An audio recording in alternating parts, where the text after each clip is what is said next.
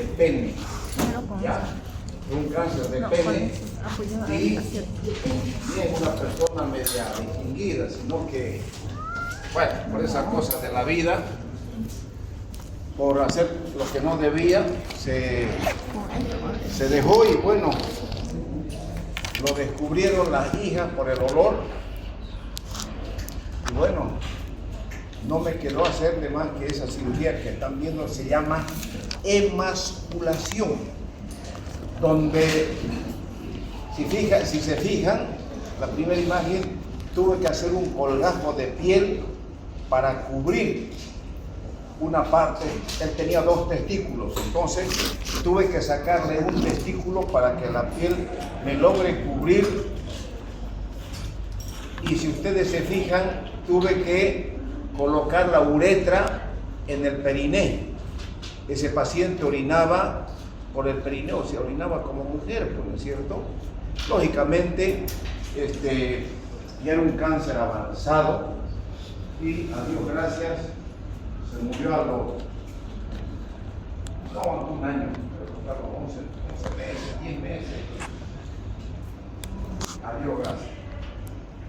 Claro que, imagínense, ustedes como médicos no pueden dejar de practicar empatía, no pueden dejar de ser empáticos.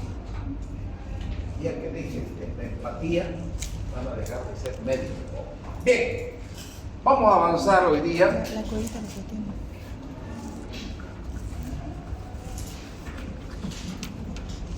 Cáncer genital, cáncer de los genitales, cáncer de pene, cáncer de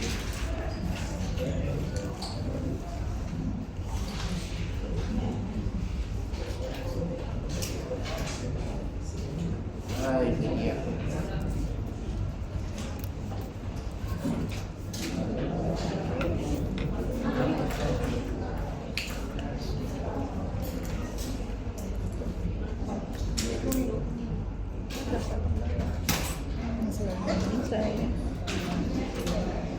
Jóvenes, en los testículos, el tumor más frecuente es el tumor de células germinativas. O sea, tenemos el seminoma y el no seminoma. El seminoma, entre ellos, entre comillas, es el más bonito. ¿Por qué? Porque cuando uno lo encuentra con una radioterapia y una quimioterapia, prácticamente se cura. Existe una serie, vamos a ver, son varios tipos de cáncer del testículo. Ustedes saben que todos estos tumores testiculares, lógicamente, la mayoría se diseminan por vía linfática. El único que va por vía hemática, ¿cuál es? Coriocarcinoma. Coriocarcinoma, ¿cierto? Entonces, ahí fíjense, del 90 al 95% son células germinativas. Lo que yo les voy a preguntar, ya voy a tener que ir aflojando para que ustedes mejoren su nota en el segundo parcial. Vamos a poner tumores de células germinativas, clasificación seminoma y no seminoma. Listo. Ahí, ¿no es cierto? Eso tienen que saber. Entonces, pero también tienen que saber ustedes que el cáncer de testículo es más frecuente en la gente pudiente, en la gente con un nivel socioeconómico más alto, ¿ya? Y también se ha visto que mucho tiene que ver en el cáncer del testículo la criptorquidia. ¿Qué es la criptorquidia? Cuando no desciende el testículo. Cuando no desciende el testículo. ¿Y por qué se da la criptorquidia? Porque si el testículo se queda medio camino, entonces ustedes saben que ¿cuánto es la diferencia de temperatura de la bolsa escrotal a la cavidad abdominal? Entonces, en ese grado de temperatura, o sea, los testículos necesitan estar más fresquitos para que haya una buena espermatogenia o espermatogénesis, o sea, el desarrollo de los espermatozoides, ¿no es cierto? Entonces, necesitan ese cambio de temperatura. Entonces, si el testículo se queda a medio camino y se desarrolla en un ambiente que no es el propicio para él, hay alta probabilidad de que desarrolle un cáncer de testículo. ¿Ya?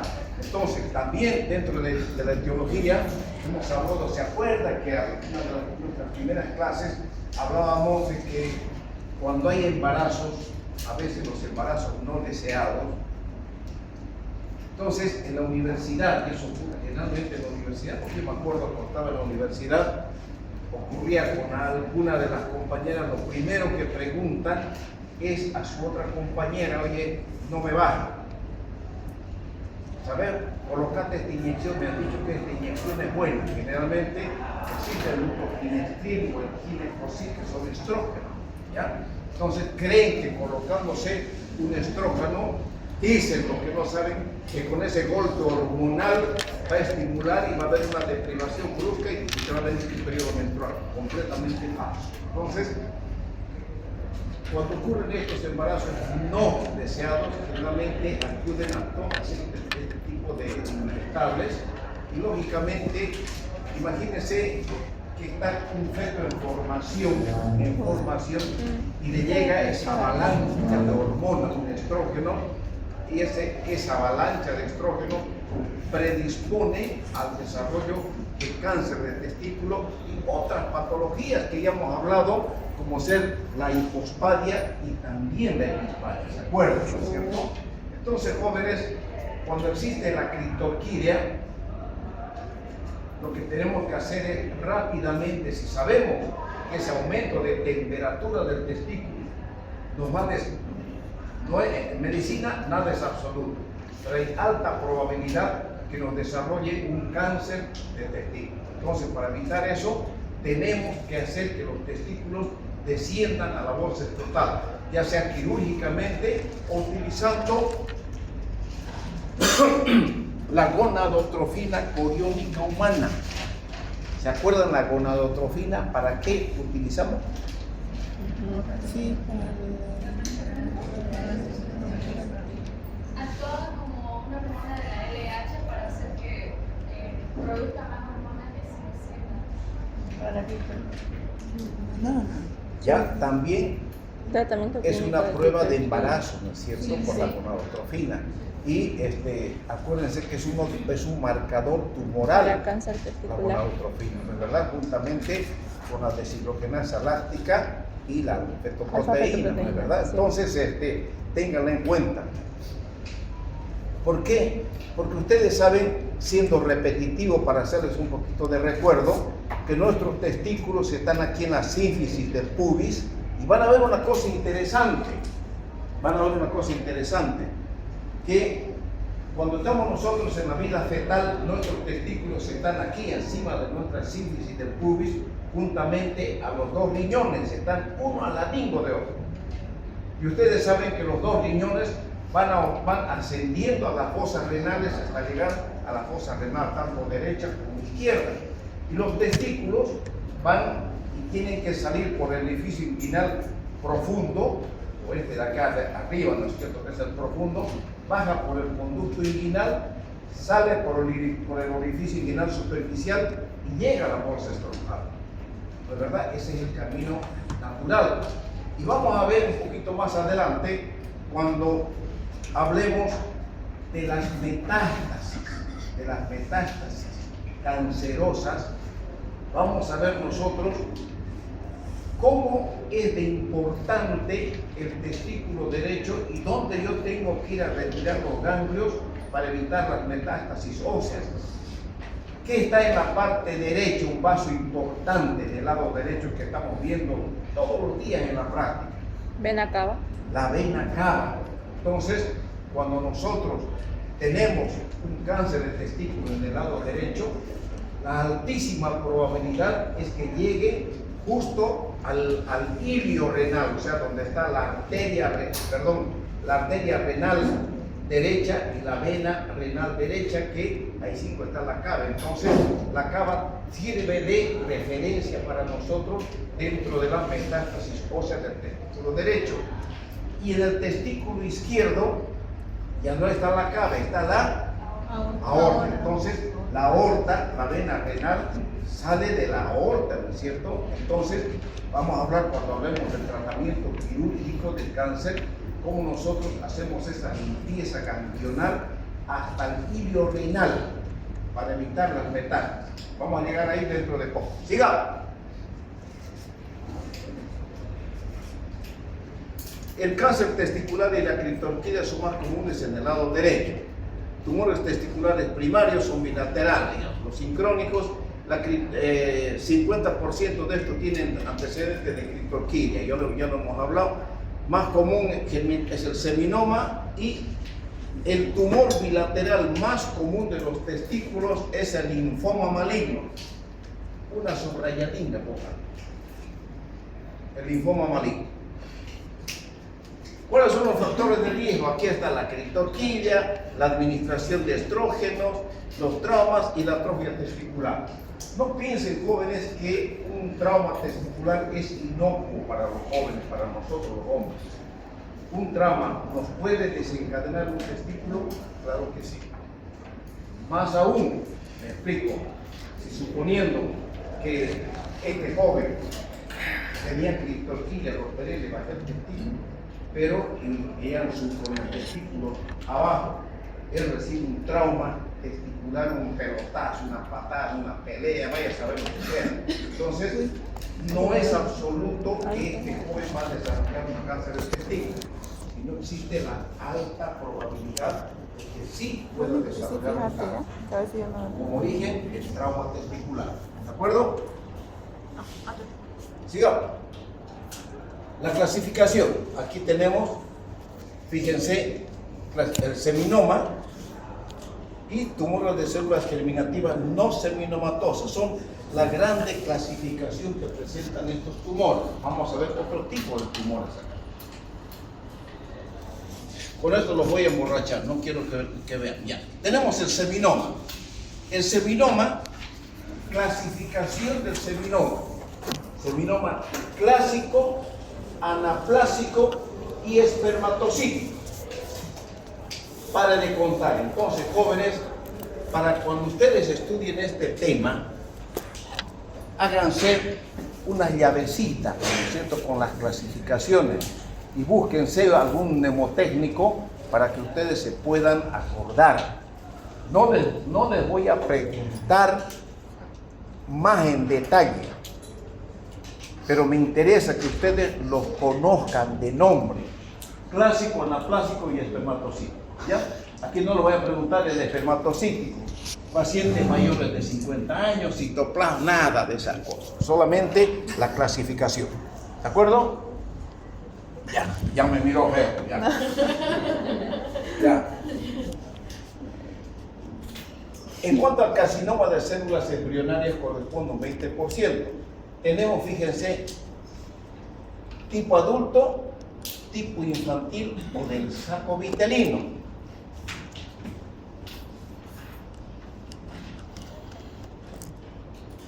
El tipo infantil o del saco vitelino, en el tipo adulto no hay ningún problema, pero cuando ustedes vean en los niños, ¿por qué?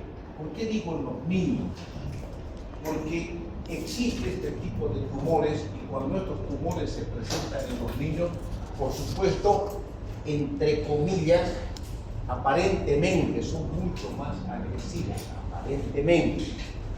¿Entienden? Entonces, fíjense, es un tumor más común en lactantes y niños. Ustedes dirán, ¿y por qué en lactantes y criaturas y niños? Es muy raro, ¿no es cierto? Entonces, el tumor de testículos jóvenes es más frecuente de la edad en la que están ustedes para abajo. O sea, ustedes todavía están en la edad de deben estar por 22 años, 21 años, por ahí. O sea, pueden desarrollar un cáncer de testículo. Bueno, como yo les decía, yo ya me libré, pero alguien me va a apuntar, pero están los infartos, nosotros no. Y la verdad, yo ya estoy entrando en la etapa de los infartos cardíacos. Ustedes todavía. Entonces, hay algunas patologías que son propias de la edad, ¿no es cierto? Muy bien. Tenemos el teratoma que corresponde al 5%. Fíjense, hay el teratoma maduro y el teratoma inmaduro.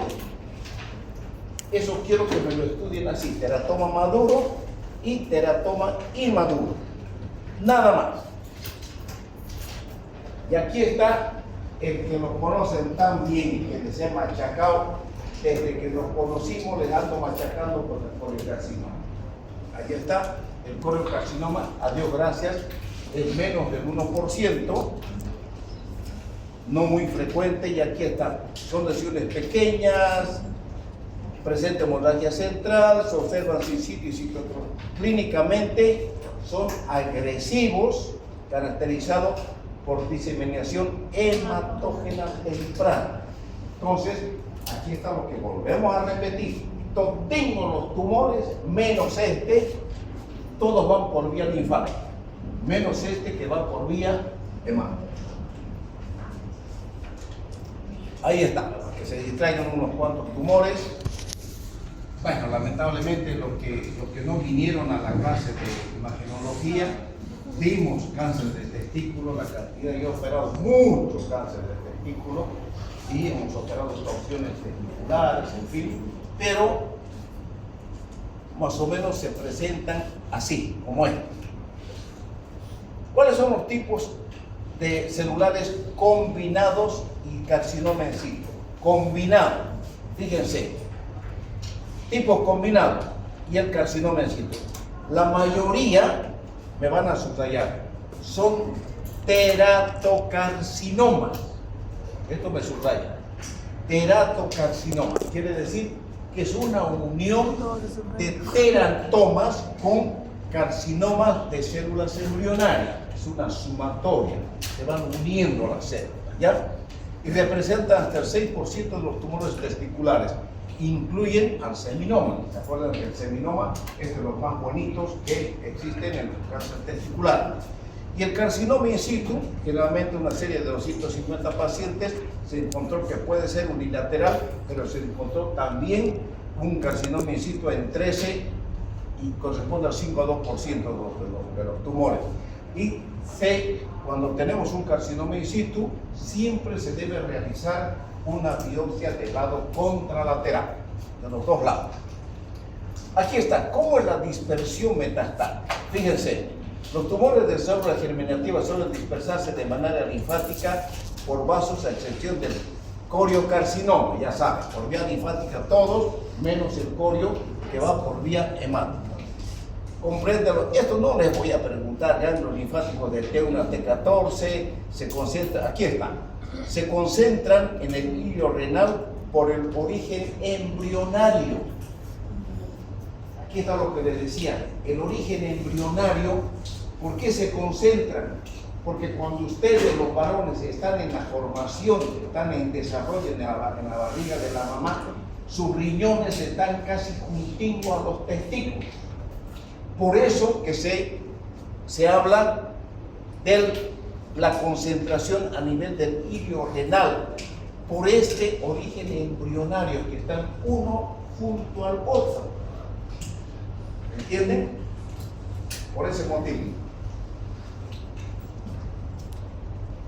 Seguimos hablando de dispersión metastásica. Van a ver, el testículo derecho, aquí es lo que les decía, aterriza en el área interaortocava del lado, en el hilio renal del lado derecho, porque la cava en el lado derecho. Esta mañana la hemos visto, y a todas estas clases le estamos mirándole a la cava, qué pasa con la cava, y bueno, y esta mañana tuve una alegría, me sentí contento porque llegó un paciente y a Dios gracias, estos jóvenes prácticamente pudieron diagnosticar la patología de este joven, lo que quiere decir que no estoy arando en el mar.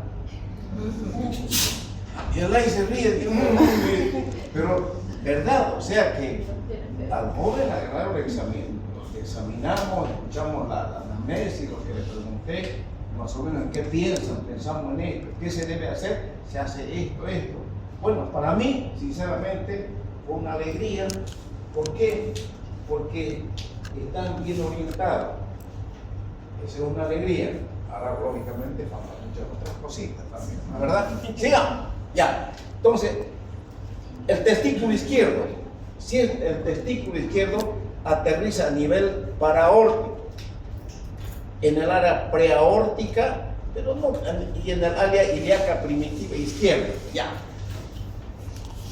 A ver, ¿ustedes se acuerdan de la disposición, las imágenes que vimos? Están las dos ilíacas, van y confluyen a la aorta, ¿no es cierto? Y sigue la aorta abdominal y más arriba se va la aorta torácica. Entonces, esa ilíaca, les decía en una clase práctica, el uréter, imagínense que una cosa tan fininga, uno tiene que ir a buscar cuando hay un cálculo en las cirugías abiertas. Hoy en día, lógicamente, la ureteroscopía nos facilitó el panorama, pero no se puede dejar de tomar en cuenta la disposición anatómica de este tipo de órganos. Por ejemplo, si yo quiero ir a buscar el uréter en una persona un poquito gordita, no, pues si voy a querer escarbar no lo voy a pillar, pero si tengo una referencia anatómica, con seguridad que lo voy a encontrar. Nosotros hacemos una incisión cerca de la ilíaca y yo pongo mi dedo sobre la ilíaca, siento que la ilíaca está, la sístole, ¿no es cierto? Siento que está palpitando, no la pierdo de vista y con un separador voy levantando el peritoneo, siguiendo el trayecto de la ilíaca, y ahí mismo lo encuentro al ureter. Lo encuentro al ureter y ya con eso me voy para arriba o para abajo. Pero si no tomo referencia de la ilíaca, es muy difícil que lo pueda encontrar. Por eso es que hablábamos el otro día en la clase práctica con uno de los grupos. Por eso ahora se lo estoy diciendo a todos para que lo tomen en cuenta. Seguimos con la dispersión metastásica. Invasión del epidídimo o el cordón espermático, puede dispersarse linfáticos ilíacos, distales y oblicuos. ¿Qué pasa cuando hay cáncer avanzado?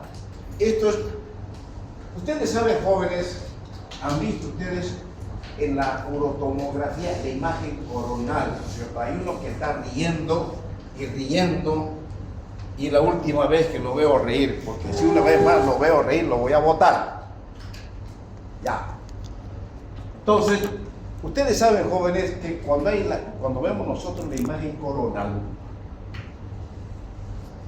es importante las apófisis transversas, porque por ahí va la cadena ganglionar, porque son linfáticos, y junto a los linfáticos están los ganglios. Y cuando hay un cáncer de testículo, esos ganglios se hipertrofian, crecen y nos comprimen el ureter, y como compresión nos da un cólico renal o hay una hidronefrosis.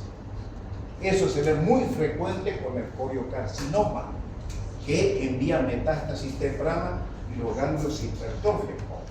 ¿Entienden? Por eso que es importante. Y en el cáncer avanzado, ustedes saben que todo cáncer, ¿cómo envía sus metástasis? Siempre de abajo hacia arriba.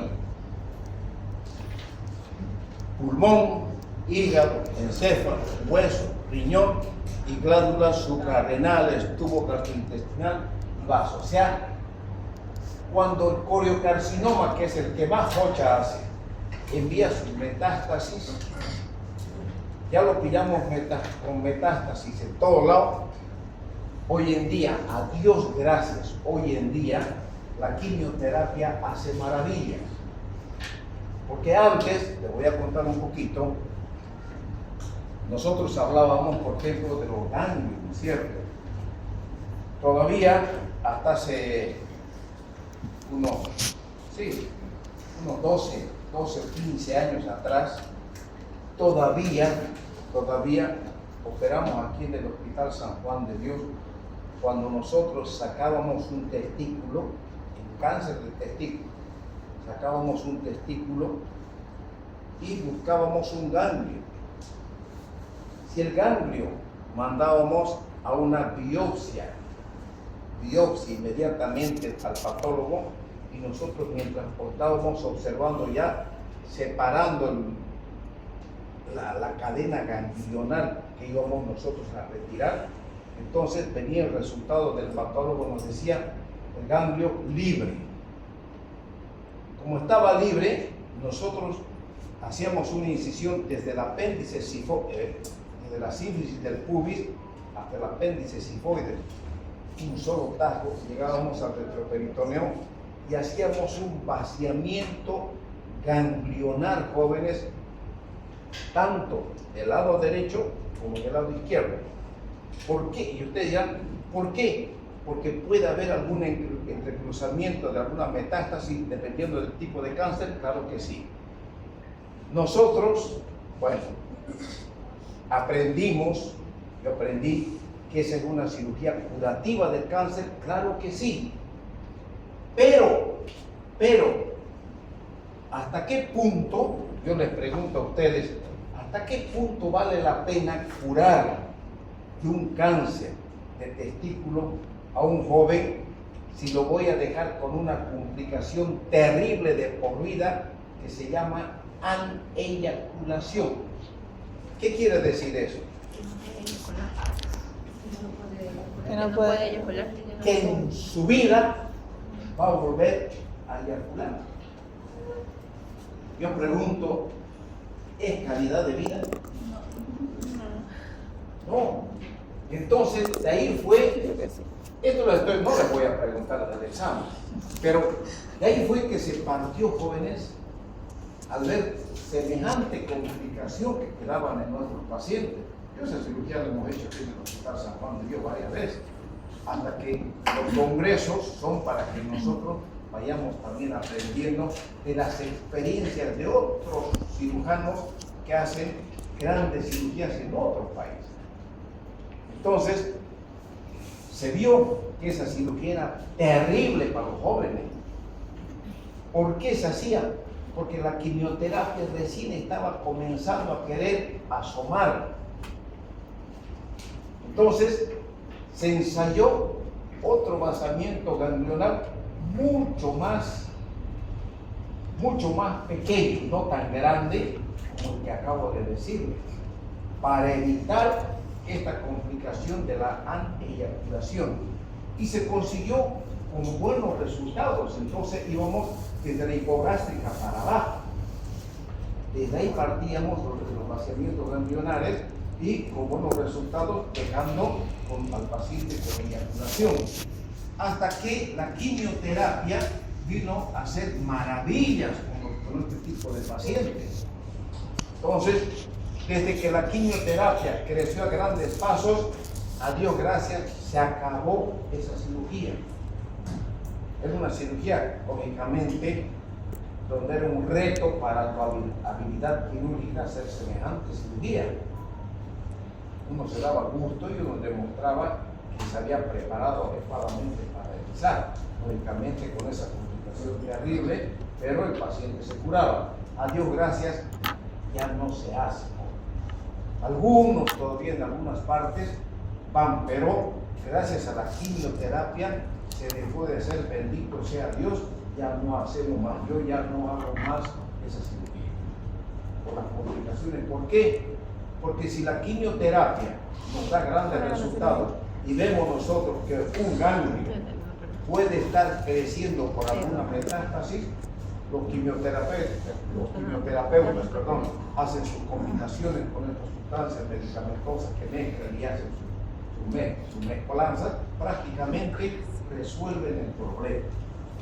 Ya, entonces, jóvenes, gracias a la quimioterapia, y si ustedes quieren estudiar una buena rama de la medicina, es la quimioterapia. Pero que sean quimioterapeutas, bueno, que hacen mucha falta. Sigamos. ¿Cuáles son los síntomas? Cuando el testículo va agrandándose, no duele, joven. No duele, solamente existe una sensación de pesadez y el joven nota que el testículo está más grande que el otro lado, pero sin ningún tipo de dolor. En el 10% se observa dolor testicular agudo por hemorragia intratesticular o infarto. quiere decir que puede ocasionar, generalmente cuando hay algún trauma testicular se acompaña de dolor, pero generalmente el testículo no duele.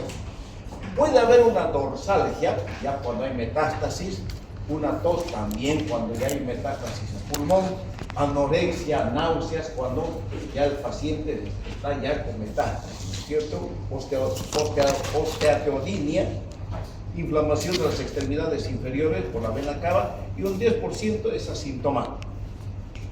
¿Cuáles son los signos? La mayoría se encuentra en una masa testicular o agrandamiento difuso. El hidrocele, jóvenes, tomen en cuenta, por favor, cuando ustedes vean en su práctica, no se olviden de este viejo, cuando ustedes vean en su práctica hospitalaria un paciente con hidrocele, no se contenten en decir es hidrocele, prueba de transiluminación positiva, hidrocele.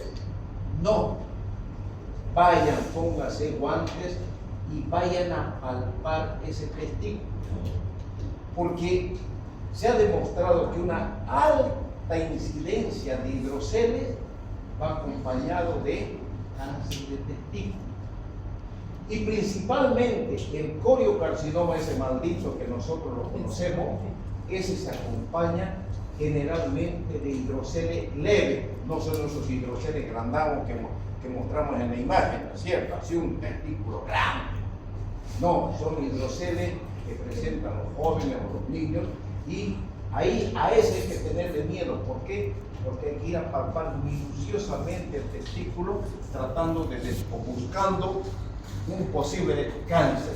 Si ustedes no encuentran nada, bendito sea Dios, saben que tienen que hacer una buena ecografía testicular, y si el ecógrafo no detectó nada, entonces es un hidrocele y una cirugía bastante sencilla, ¿no es verdad? Ahora, evaluar ganglios supraclaviculares, escaneros e inguinales. El 5% se acompaña de ginecomastia, principalmente vamos a hablar del cáncer de Sertoli y de Leigh. Aquí tenemos, en los datos del laboratorio tenemos los marcadores, ya les dije, hay varios marcadores. Para ustedes es suficiente la alfa-fetoproteína, la gonadotrofina coriónica humana y la deshidrogenasa láctea. Suficientes son 3.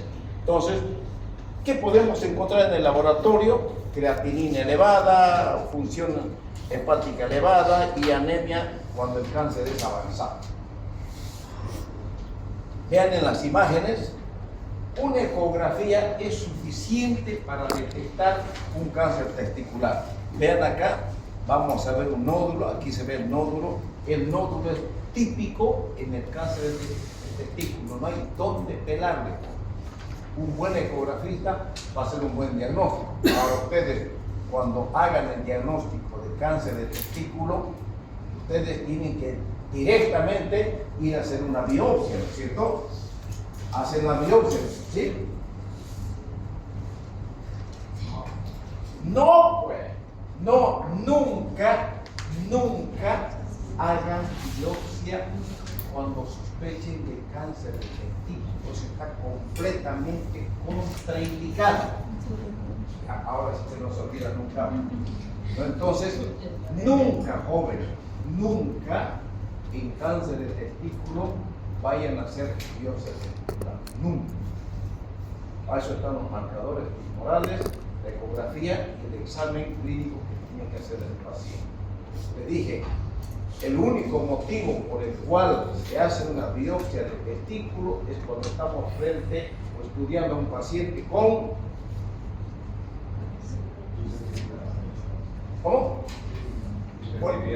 infertilidad. Cuando vemos que se casó mi amigo, 1 año de matrimonio, las lindas por la luna de miel, y no se cuida, ni él ni ella, al año ya tiene que estar, pero nada. Cuando después de 1 año de matrimonio, ese es este tema de la siguiente clase, entonces al año no hay embarazo, llama mucho la atención. Entonces ahí se pide, es más fácil siempre estudiar al hombre que a la mujer. Un espermograma, se masturba un espermograma, y si encontramos asospermia, o sea, no hay espermatozoides, ahí recién vamos a ver hacer biopsia del testículo bilateral para ver cuál es el testículo que no está pudiendo enviar los espermatozoides para hacer tratamiento, y ahí se hace una referente vesículografía, que vamos a hablar de todo esto en la siguiente clase, ¿ya? El diagnóstico diferencial. ¿Con qué podemos confundirnos un cáncer de testículo? Con una epididimia, ¿no es cierto? El epidídimo está agrandado, dolor a la palpación y prácticamente se separa claramente del testículo. También se puede hacer un diagnóstico diferencial con un hidrocele. Entonces, si yo les pregunto, diagnóstico diferencial de cáncer de testículo, hidrocele y epididimia. Tratamiento. Todo cáncer de testículo jamás nosotros abordamos por el escroto. Siempre hacemos una inguinotomía. Abrimos el conducto inguinal y sin tocar, solamente con pinzas separamos el cordón y separamos el cordón, una tripsia, cortamos en el medio del cordón y recién nosotros comenzamos a manipular para extraer los cánceres del testículo. Hay como sangos grandes que hay que hacer la incisión inclusive hasta el escroto para poder extraerlo cuando son demasiado grandes. Pero no se debe manipular un tumor de testículo porque la manipulación envía metástasis. Por eso es que vamos directamente al cordón, seccionamos el cordón y al seccionar el cordón prácticamente ahí recién nosotros evitamos este tipo de metástasis, ¿ya? El tratamiento adicional depende del estadio e histología del tumor, por supuesto, ¿cierto? Entonces nunca va a ser un tratamiento igual para un seminoma que para un no seminoma y para un coriocarcinoma, es muy diferente. ¿Qué hacemos cuando tenemos un seminoma en etapa baja y en etapa alta? Aquí está el seminoma en etapa baja, 95% de esta etapa se cura mediante la orquiectomía y la irradiación, o sea, la radioterapia cura el tumor del testículo, cura.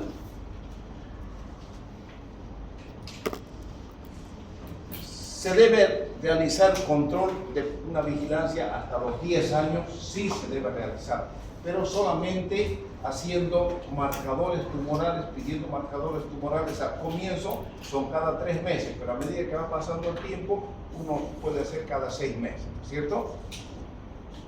Y el seminoma en etapa alta, vemos que el marcador, la alfa-fetoproteína está elevada, se hace una quimioterapia primaria, la cirugía, y puede existir masa residual con un seminoma. ¿Qué quiere decir esto?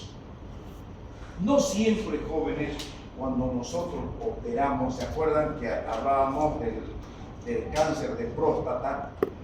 Que cuando hacíamos la prostatectomía radical, el PSA se iba a 0, ¿se acuerdan? Sí. Y luego de estar en 0 al año, todo ese año podía estar en 0, eso me pasó a mí con un paciente, con uno de mi pueblo, al año y un mes, el PSA subió a 0,3, 0,03. Se me heló la sangre, conocido, amigo, quería decir que fuera del cáncer, fuera de la cápsula prostática, había células cancerosas. Entonces, ya no estaba en el estadio donde se podía curar el cáncer. Entonces, aquí hay que hacer otra serie de tratamientos, ¿cierto? Ustedes saben que el cáncer se cura en el estadio mediante la cirugía. Les dije, no me pongan cirugía, pongan prostatectomía radical. Radical. Radioterapia y cirugía. La mitad del tamaño. Bueno, ya, sigamos. Tumores de células germinativas no seminomatosas en etapa baja. El tratamiento es la linfadenectomía retroperitoneal. Ya.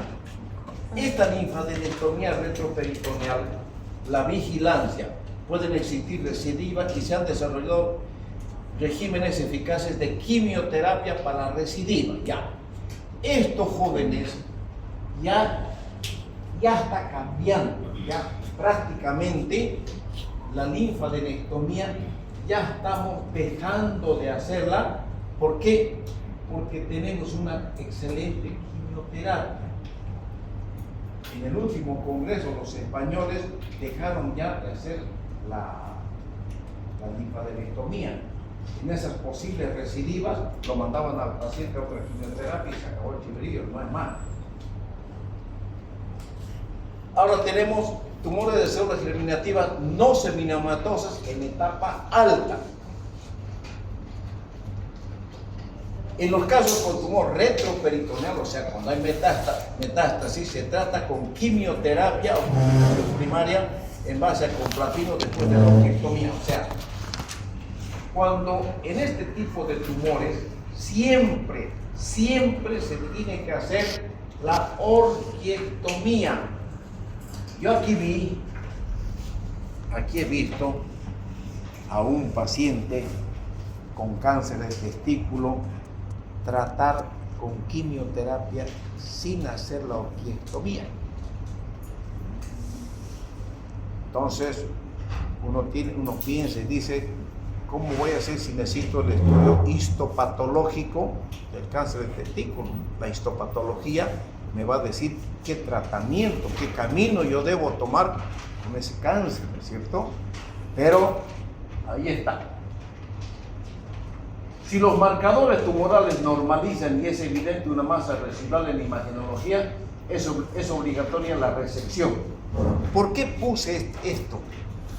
Porque hoy en día, esto era hasta hace poco, sí nosotros hacíamos, pero de un tiempo a esta parte prácticamente ya estamos dejando de hacer las resecciones retroperitoneales. Si no se normaliza, se llega a utilizar cisplatino, etopósito, bleomicina y fosfopropina. Bueno, esto tampoco no les voy a preguntar, solamente para que ustedes sepan que, fíjense la cantidad de sustancias quimioterápicas que se utilizan cuando hay recidivas retroperitoneales, o sea, quiere decir que en el ganglio, pese a que nosotros hemos hecho tratamiento, recidiva, entonces hacen mezcla de cisplatino, etopósito, bleomicina, solamente para demostrarles a ustedes que la serie de mezcla de sustancias quimioterápicas prácticamente es suficiente para controlar los cánceres de testículo que pueden ser recidivantes. Y la linfadenectomía retroperitoneal que nosotros prácticamente ya no la hacemos. Ahora, tumores testiculares diferentes de células germinativas. Pongan ustedes tumores testiculares diferentes de células germinativas. Lo marcan con otro color para que no se confundan. Entonces, tenemos la clasificación: tumores de células de Sertoli, de Leydig y el gonadoblastoma. Son tres: de Leydig, Sertoli y el gonadoblastoma.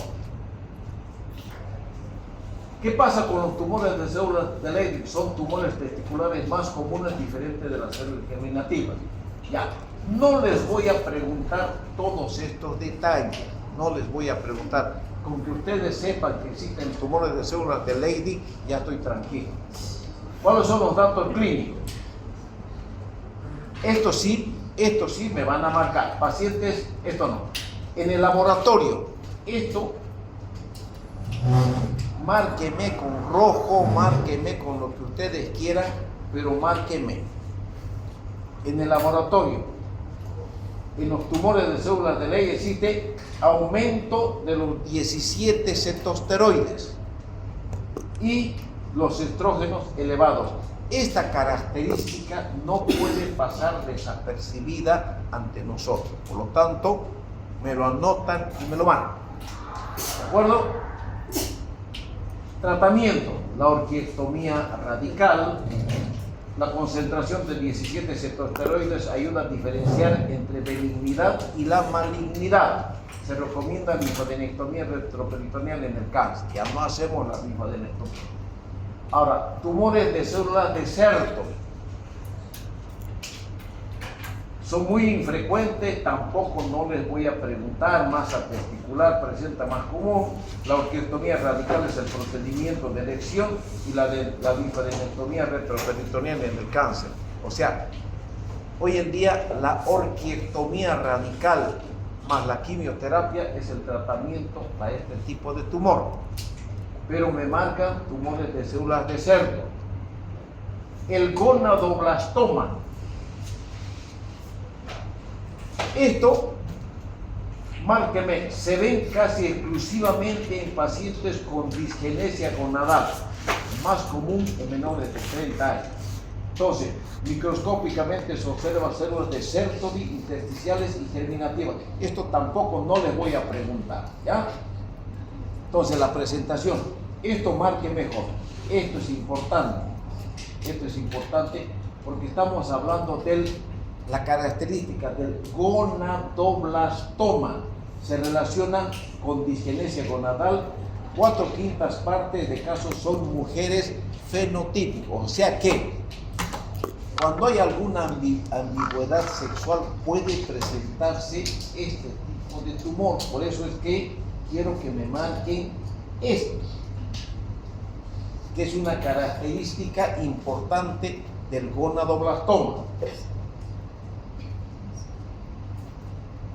Tratamiento. Fíjense, cuando nosotros vemos que es el gonadoblastoma, entonces no sacamos solamente ese testículo, sacamos los dos testículos. La orquiectomía radical es la elección, se recomienda gonadectomía contralateral, o sea, sí o sí tiene que ser los dos lados. ¿Por qué? Porque hay un problema de diferenciación sexual en este tipo de pacientes. ¿Me entienden? ¿Ya? Y el linfoma es el tumor más común en mayores de 50 años. Esto no, tratamiento, aspiración con aguja fina tampoco, solamente me colocan el linfoma, nada más. Ahora, tumores de células germinativas extragonadales, esto me lo van a marcar. Fíjense, son tumores raros, extragonadales, representa el 3%. Los sitios más comunes de origen, el origen de tumores de células extragonadales, mediastino, retroperitoneo, área sacrococcígea y la glándula pineal. Esto marquen mejor, ¿ya?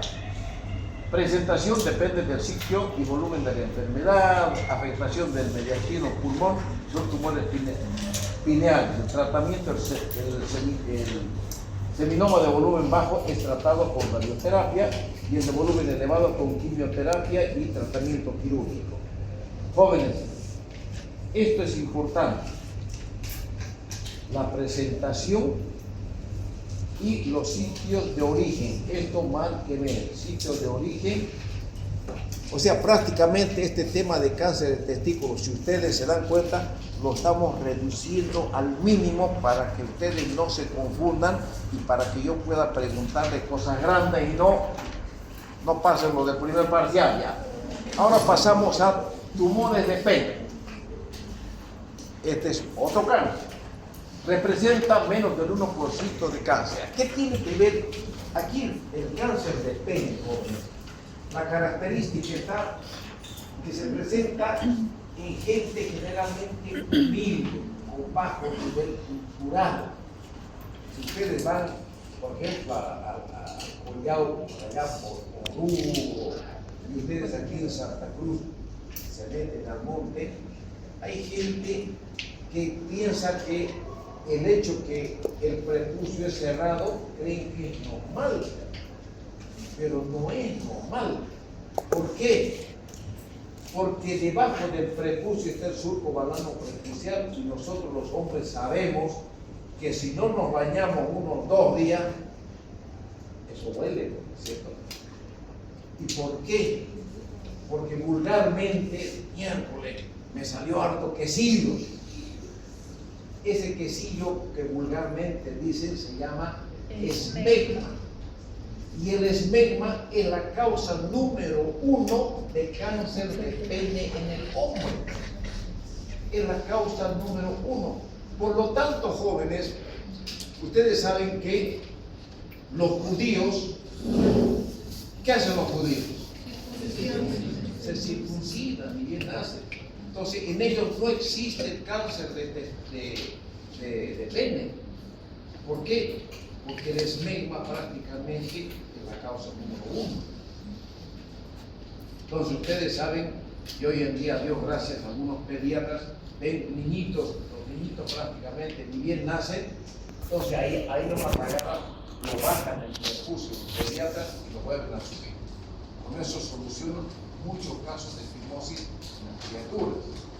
Y ahora las mamás ven niñitos de 8 o 9 meses, doctor, no pela, quiero que me lo opere. A veces no precisa operar. ¿Por qué? Si la mamá se dedica al niño, los niños tienen erección, tienen. Cuando se lo están bañando a los niños, ustedes les tocan el pene a los niñitos y se pone erecto. Entonces ahí aprovechan, señora, haga usted 20 veces, 1, 2, 3, cuando cuente 20 veces bajándole el prepucio, no va a ser necesario operarlo a este niño. ¿Por qué? Lindo fuera que yo lo opero, no gano plata, pero imagínense que por mi inmoralidad y por mi deseo al dinero, una complicación anestésica en ese bebecito que yo sé que puede solucionar con el ejercicio que la mamá le va a hacer. No puedo estar pensando yo en el dinero y ganar plata y sacar dinero a la familia solamente por hacerlo de alguna manera, ¿no es cierto? Pero se soluciona, claro que sí. Ahora, cuando hay fimosis multiforme, ahí no hay judía, ahí sí hay que operar, ¿cierto? Bien. Aquí está. Representa menos del 1% de cáncer en el hombre. Es frecuente en África, Sudamérica, puede corresponder del 10 al 20%. Aquí está, factor etiológico más común, la mala higiene, o sea, el esmegma.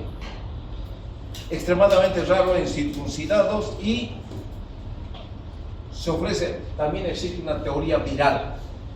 Al hablar de la teoría viral, nosotros no podemos olvidarnos de una enfermedad de transmisión sexual causada por virus. ¿Cuál es? Virus del papiloma humano. ¿Cómo? Herpes virus o Ya, el herpes, pero hay otra que es más fea.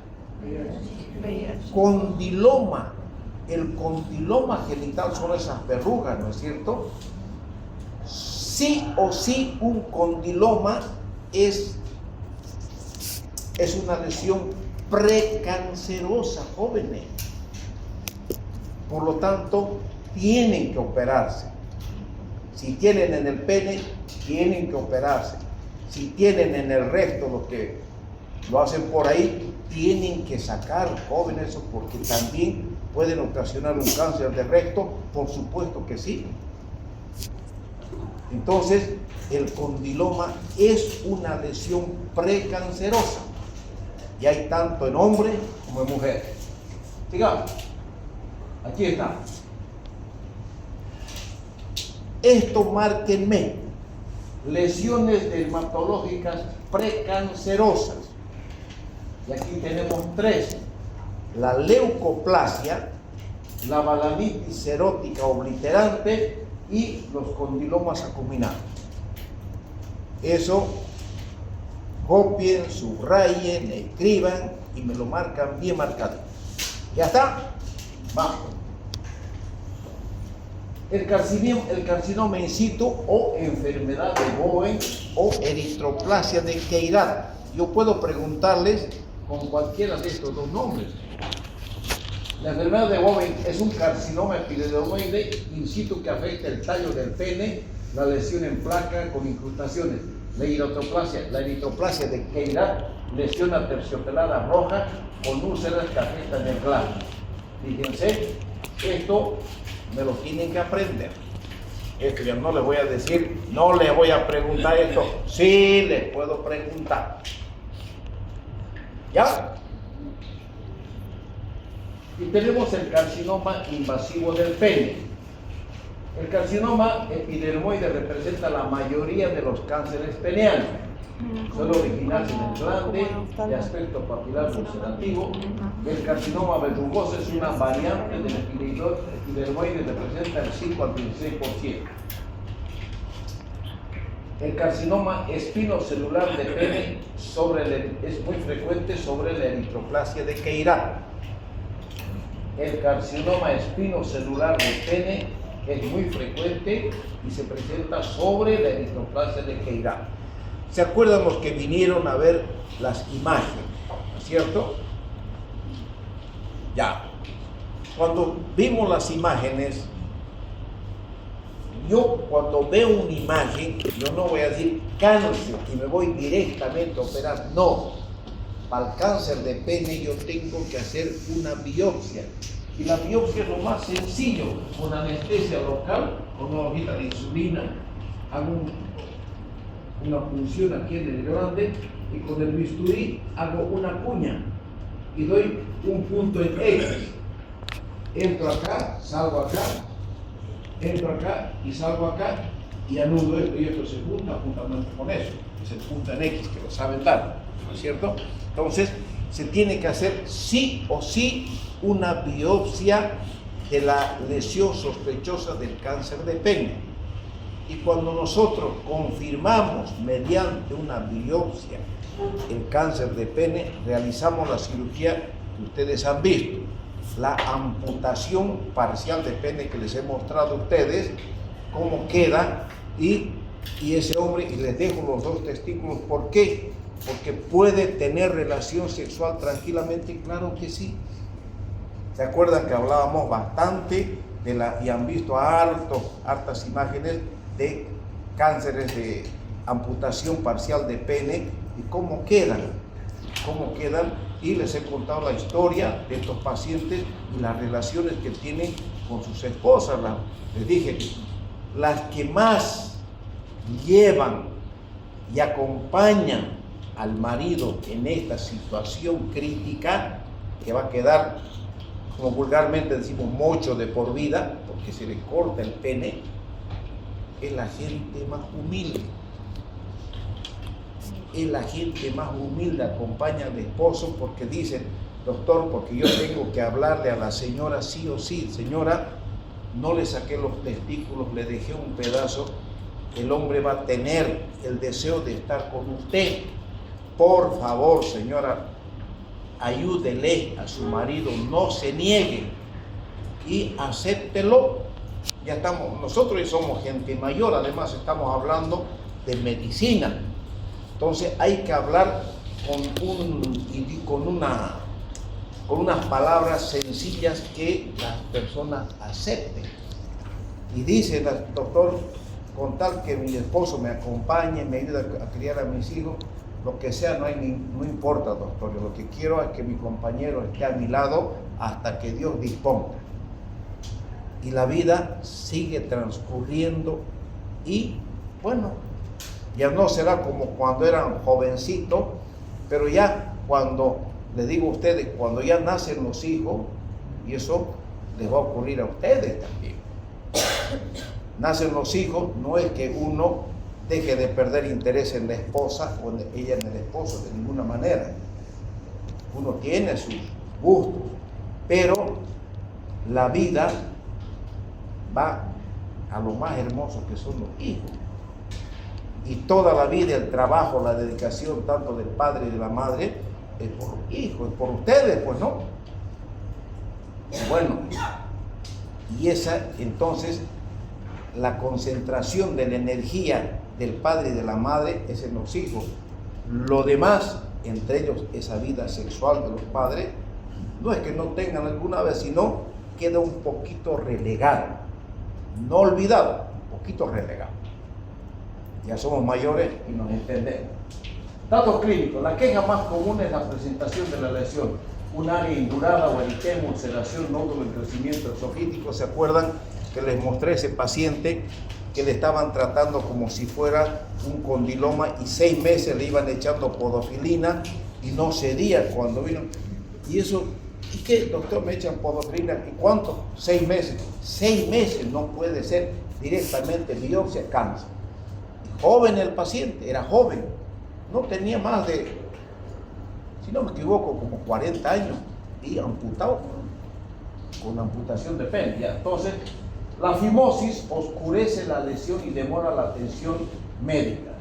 Puede haber dolor, secreción, infección irritante y hemorragia. Ya cuando en pacientes con fimosis y llegan viejos, yo veía harto en la Caja Nacional, doctor, no sé, algo tengo. Ya el olor ya me decía, me estaba gritando.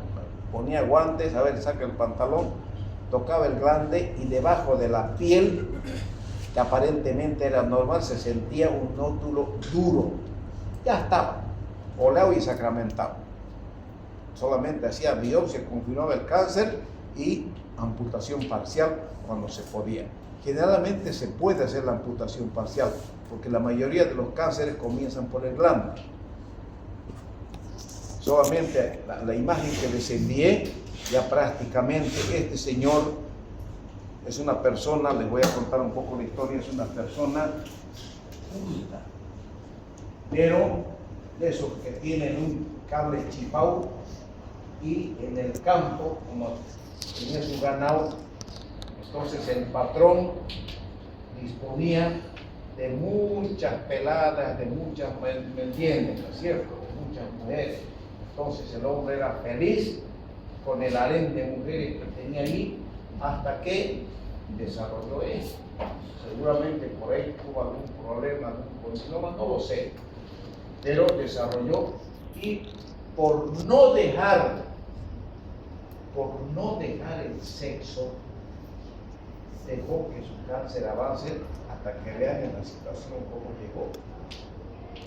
Las hijas son personas cultas, en un nivel económico. Imagínense, el hombre es dueño de harto ganado. Entonces no es un yesca, por ejemplo. Entonces lo vi. No hay forma, ya tenía ganglio y eso. Y decían las hijas, pero eso huele, claro que huele. Y tuvimos que hacer lo que se llama emasculación. Con ese pedazo de piel llegamos a cubrir, lo dejé con un solo testículo, orinó por abajo y como ya tenía metástasis, bendito sea Dios, se murió. Pero el tiempo que quedó, vivió bien para mí y para las hijas. Pero ¿cómo sería la vida de él? Terrible. Ya, sigamos. Tratamiento. La biopsia es la lesión primaria. Hay que hacer biopsia, sí o sí. El cáncer in situ puede tratarse de manera conservadora para preservar el pene. Han visto la cirugía.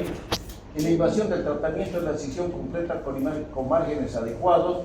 O sea, yo dejo 1 centímetro o 1,5 centímetros, calculo, y hago la sección del pene sobre el tejido sano. En lesiones del tallo distal o glande se sugiere penectomía parcial, que es lo que ustedes han visto. En lesiones del tallo proximal o cuando se produce un muñón peneano insuficiente para la función sexual, se recomienda penectomía total con ureterostomía perineal. Eso es lo que ustedes acaban de ver. Pero que su nombre se llama emasculación. Ya. ¿Qué hacemos con los ganglios linfáticos regionales? Aquí hay una controversia, ¿ya? Y es bueno que ustedes lo sepan. Cuando hay imagínense, hay un cáncer, hay un proceso infeccioso, vulgarmente los ganglios se hipertrofian, los ganglios inguinales, porque vulgarmente aquí en Santa Cruz decimos seca, entonces como seca, entonces eso duele y no cojea, dolor. Entonces, cuando nosotros vemos un cáncer de pene y comprometidos los ganglios, hay 2 escuelas. En la escuela argentina le hacen la amputación del pene y ya nomás le hacen el vaciamiento ganglionar bilateral. Yo, que hice la especialidad en el Brasil, entonces a mí me decían, puede ser que ese ganglio puede estar hipertrofiado por el proceso infeccioso del cáncer. ¿Okay? El cáncer es un tejido necrótico que se infecta. Entonces, lo que me orientaban a hacer, y eso yo hasta ahora lo sigo haciendo, hago amputación parcial y hago un tratamiento clínico. Piensen, si el ganglio desaparece, no tengo para qué hacer vaciamiento ganglionar, porque estoy utilizando antibióticos. Y si el ganglio se achica, entonces no es metastásico, ¿no es cierto? Que si fuera metástasis, entonces el antibiótico no haría que el ganglio disminuya de tamaño. Entonces, yo sigo esa escuela y cuando yo veo que el ganglio no desaparece, ahí recién hago el vaciamiento ganglionar bilateral. Ahí se le hace ¿para qué? Para conservar la vida del paciente, pero no siempre es así. Y vamos a ver qué es lo que ocurre. Se debe tomar, dice aquí, se debe someter de 4 a 6 semanas de antibióticos. Si persiste la adenopatía, se consideran metástasis. Ahí está. El tratamiento es la linfadenectomía ilioinguinal bilateral secuencial. En la enfermedad sistémica son 4 antineoplásticos que muestran la actividad contra el carcinoma peneano: la bleomicina, el metotrexate, el cisplatino y el 5-fluoracilo. Es una mezcla que se hace con estas sustancias quimioterápicas para el control del cáncer de pene en el hombre. Pronóstico: la supervivencia del carcinoma peneano se relaciona con la presencia de la metástasis ganglionar. Los índices de supervivencia a 5 años, sin metástasis ganglionar, 65-90%. Esto tampoco no les voy a preguntar. Solamente sepan que si los ganglios están tomados y hay metástasis,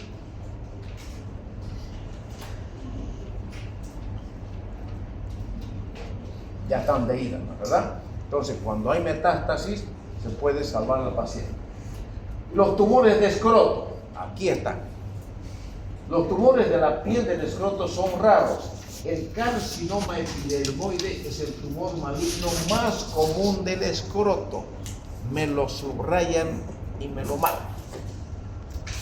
Los factores actuales, o sea, higiene deficiente y procesos inflamatorios crónicos, siempre se debe realizar una biopsia escrotal. Se debe hacer una incisión amplia con un margen de 2 centímetros, que está indicado para los tumores malignos. Si existe metástasis inguinal, la supervivencia es 5 años del 25%. O sea, el tumor de escroto está presente, se lo ve y no es bonito, es malo. Esto no. Bien, aquí terminamos esto, jóvenes. Vamos a ver la próxima clase. Vamos a avanzar un tema bonito. Vénganse y aquí les pregunto.